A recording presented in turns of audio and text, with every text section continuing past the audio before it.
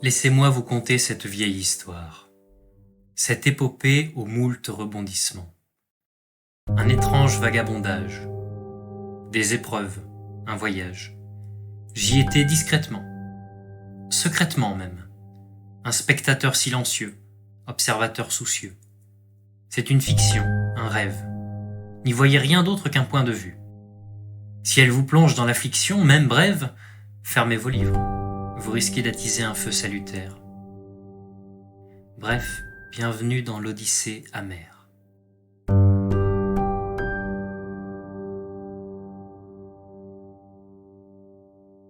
Notre premier tableau, je vous le peins ainsi. Des nuances clairs-obscures sur un ciel pubescent, sous les pavés la plage de Troie, couleur susdite, une noblesse défraîchie et des lys qui se fanent, des nuages en déroute égrenés par le vent, du sang qui coagule sur des lames rouillées, là dans la foule qui hurle, un Ulysse de banlieue, hommage à tonton Georges qui cherche sa monnaie. Ses poches sont hélas vides, enfin si, une étoffe, raidie avec le temps de dîmes, non, de gabelle. Il est comme les autres devant le blanc palais. Ses portes restent closes et lui, désespéré, murmure à son voisin « Ce soir, ça sent la grêle ».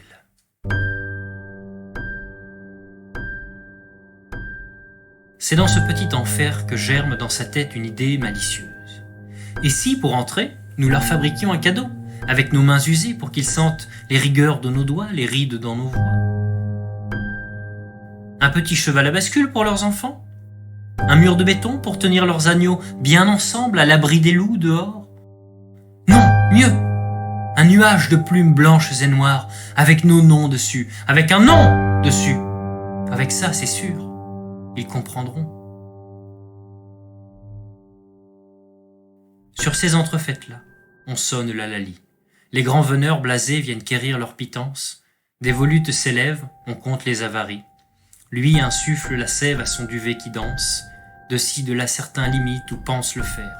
Beaucoup restent immobiles, repus d'iniquité. L'Asie et Colibé étoffent ce grand tumulte, qui malgré tout propulse les blancs messages aux nus. Voilà qui est fait. Nous avons donné notre avis. Nous avons dit nos travers et traduit nos envies par des mots sans travers. Nous avons transmis nos pensées et pensé nos blessures. Blémis à cette idée, mais ligués, n'avions cure. Beaucoup, froids et austères, n'ont pas suivi le las sans doute.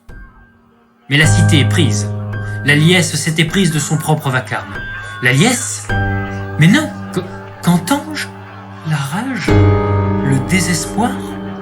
Le message s'est-il perdu sur les pavés salis par nos pas empressés? Et pourtant la cité est prise. Nous avons dit nos non, pas nos oui. N'ont-ils pas oui nos non, pas entendu nos cris? Si, mais hélas, nous n'étions pas unanimes. Rappelez-vous, camarades, nos voix sont dissonantes si un seul chante aphone. Alors si des millions, pensez donc. C'est ainsi qu'Ulysse, suivant le pas des autres, enfin d'autres que lui, monte à bord d'un bateau. Bancals et incertains sont ses horizons, mais déjà on hisse le pavillon. Il rame, comme les autres, enfin comme les autres que lui. Le visage nu fouetté par les embruns noircis, les traits soucieux au front, la bouche close et sèche.